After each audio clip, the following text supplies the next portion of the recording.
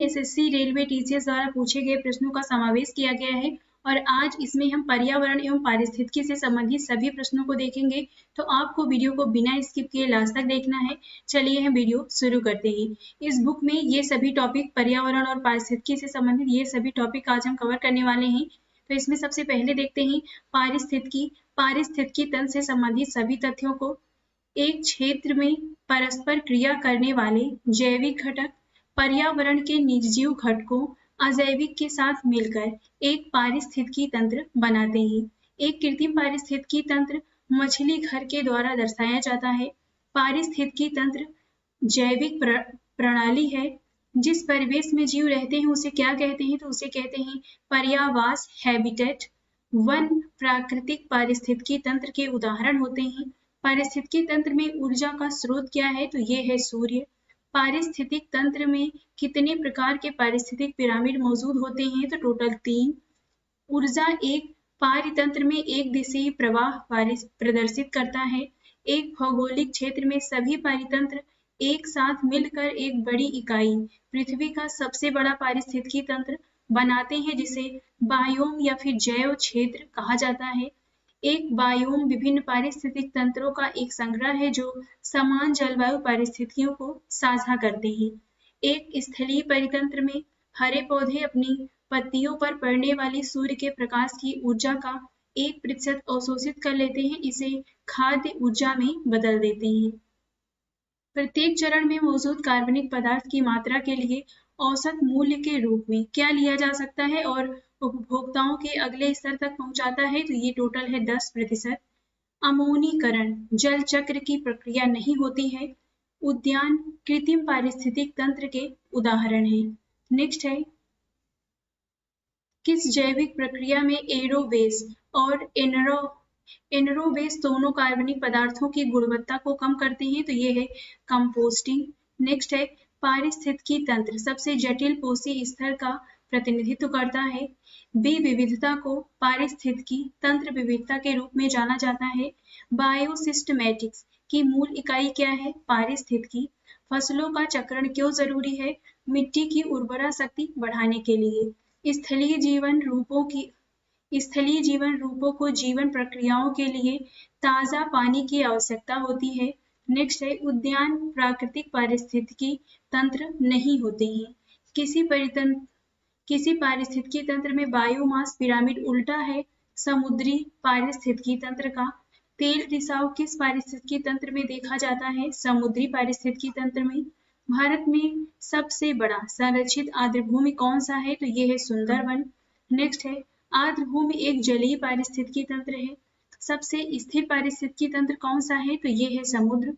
कई मीठे पानी के जानवर समुद्र के पानी में लंबे समय तक नहीं रह सकते हैं क्योंकि उन्हें परासरण समस्या का सामना करना पड़ता है। अर्ध शुष्क क्षेत्र एक स्थलीय पारिस्थितिकी तंत्र होता है। नेक्स्ट है, परिवेशी वायु स्थिर होती है जब परिवेशी गिरावट दर उप एडियाबेटिक होती है। नेक्स्ट है, यदि मीठे पानी में रहने वाली एक स्वस्थ मछली को खारे पानी में रखा जाए तो अपेक्षित परिणाम क्या होगा? तो इससे होगा क्या? मछली निर्जलित हो जाती है और मर जाती है। किसी क्षेत्र की जैव विविधता एक अच्छा माप है वहां पाई जाने वाली प्रजातियों की संख्या का। नेक्स्ट है, जीवमंडल पृथ्वी का वह क्षेत्र है जहां जीवन पाया जाता है।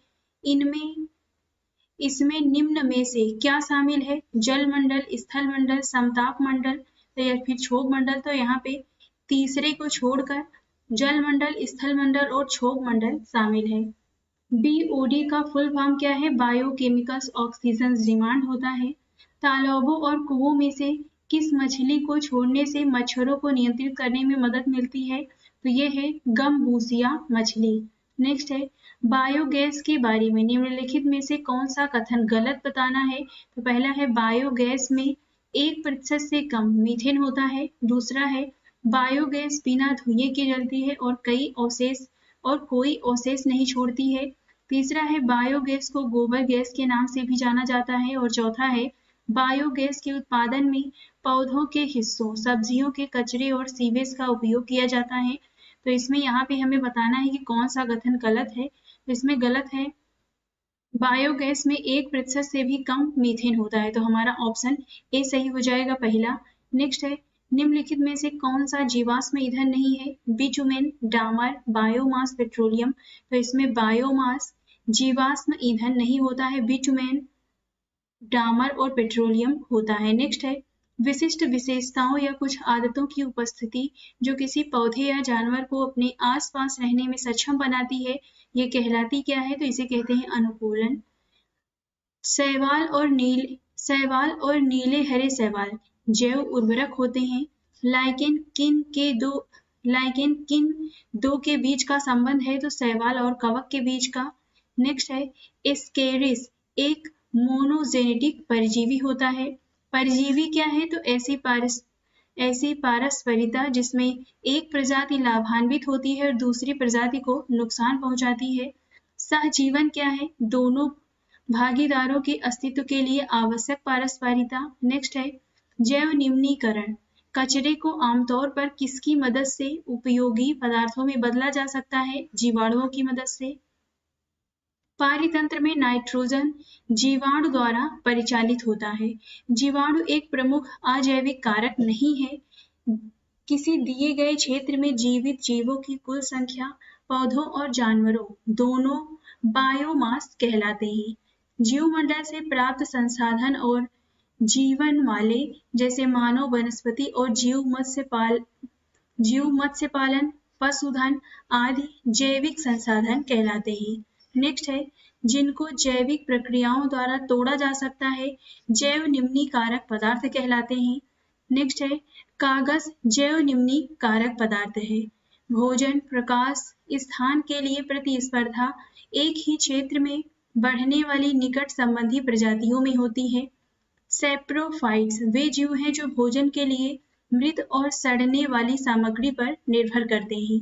नेक्स्ट है, किण्वन एंजाइमों द्वारा कार्बनिक यौगिकों के अपघटन की एक प्रक्रिया है। किसी झील या तालाब के सतही जल को ढकने वाले पादप प्लवक के तेजी से बढ़ते द्रव्यमान को क्या कहते हैं? यूट्रोफिकेशन कहते हैं। नेक्स्ट है, शैवाल प्रस्फुटन किसका परिणाम है? यूट्रोफिकेशन का। शैवाल और कवक के बीच सहजीवी संबंध लाइकेन है। नेक्स्ट है, अधिकतम ऑक्सीजन पादप प्लवक द्वारा उपलब्ध होता है। पानी में बड़ी मात्रा में पोषक तत्वों की उपस्थिति भी प्लवक शैवाल की अत्यधिक वृद्धि का कारण बनती है। जलीय परितंत्र का ऊपरी भाग क्या है? तो ये है प्लवक। ल्यूवेनहॉक ने पहली बार तालाब के पानी में मुक्त जीवित कोशिकाओं की खोज की थी।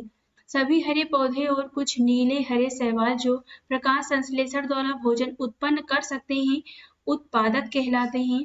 राइजोबिया वायुमंडलीय नाइट्रोजन को फिक्स करने वाला सूक्ष्म जीव है। संघ में दोनों भागीदारों के अस्तित्व के लिए किस प्रकार का पारस्परिक संबंध आवश्यक है? सिम्बायोसिस। नेक्स्ट है, कीटनाशकों का प्रयोग जैविक नियंत्रक के रूप में उपयोग नहीं की जाने वाली विधि है। इंटरलॉकिंग और अन्योन्याश्रित खाद्य श्रृंखलाओं की एक प्रणाली को क्या कहा जाता है? खाद्य जाल। स्वपोषी या उत्पादक खाद्य श्रृंखला के किस पोषी स्तर पर आते हैं? प्रथम। विभिन्न जैविक स्तरों पर एक दूसरे पर भोजन के लिए आश्रित रहने वाले जीवों की एक श्रृंखला खाद्य श्रृंखला बनाती है। बड़े मांसाहारी या तृतीयक उपभोक्ता खाद्य श्रृंखला के किस स्तर पर आते हैं? चौथे। यहाँ पर खाद्य श्रृंखला का प्रतिनिधित्व करता है। यहाँ पर ये एक श्रृंखला दी गई है। घास को कीड़े खाते हैं, कीड़ों को मेढक खाते हैं, मेढक को सांप खाते हैं और सांप को चील खाता है, तो इसे खाद्य श्रृंखला कहते हैं। नेक्स्ट है, एक चराई खाद्य श्रृंखला है। घास को इसमें खरगोश खाता है और खरगोश को लोमड़ी खाता है। नेक्स्ट है, खाद्य श्रृंखला एक जीव से दूसरे के मध्य ऊर्जा के हस्तांतरण को संदर्भित करती है। नेक्स्ट है, एक ऐसे खाद्य, यहाँ पे ये पौधा, खरगोश और बाघ, पौधा को खरगोश खाता है और खरगोश को बाघ खाता है, और यह एक ऐसे खाद्य श्रृंखला का प्रतिनिधित्व करता है जिसमें एक उत्पादक, एक शाकाहारी और एक मांसाहारी शामिल होता है। पारिस्थितिक तंत्र में ऊर्जा के प्रवाह के बारे में उत्पादक, उपभोक्ता, अपघटक